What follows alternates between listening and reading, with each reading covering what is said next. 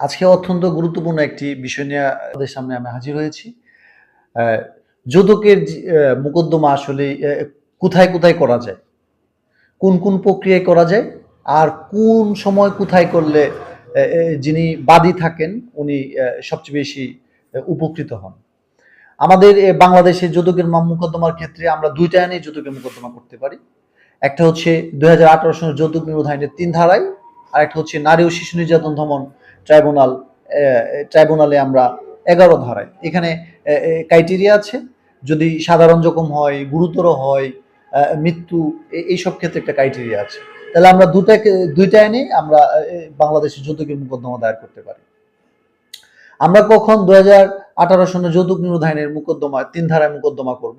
যখন বাদীর কাছে যখন শুধুমাত্র যৌতুক চাইবে, যৌতুকের জন্য কোনো মারপিটের বিষয়বস্তু থাকে না, সেক্ষেত্রে আমরা যৌতুক নিরোধ আইন 2018 3 ধারায় মোকদ্দমা দায়ের করতে পারি।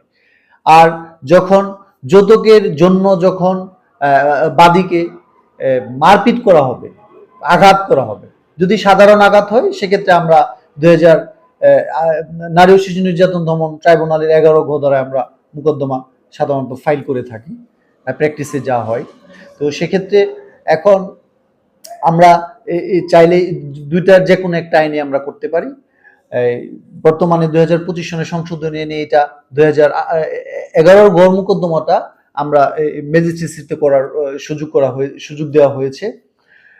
সেক্ষেত্রে 11 গড় মোকদ্দমা দায়েরের ক্ষেত্রে আমরা একটা বাড়তি সুবিধা পাই, প্র্যাকটিসে আমরা যেটা দেখে আসছি।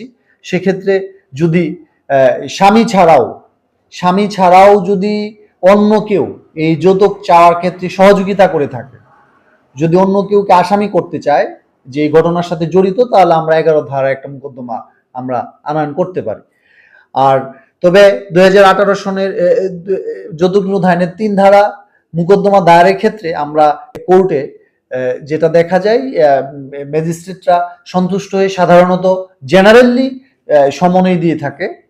এবং আর 11 গড় মোকদ্দমা যখন আমরা দায়ের করব, এটাও যৌতুকের জন্যই, তখন আমরা চাইলে যৌতুকের চাওয়ার ক্ষেত্রে যারা সহযোগিতা করেছে আমরা তাদেরকেও আসামি অন্তর্ভুক্ত করতে পারি।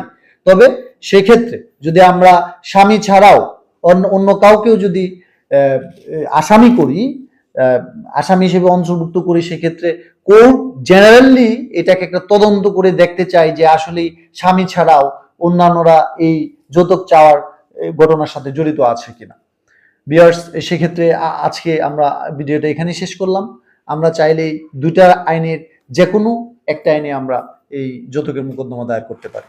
আশা করি এভাবেই বাংলাদেশে প্রতিকার পাওয়া যাবে।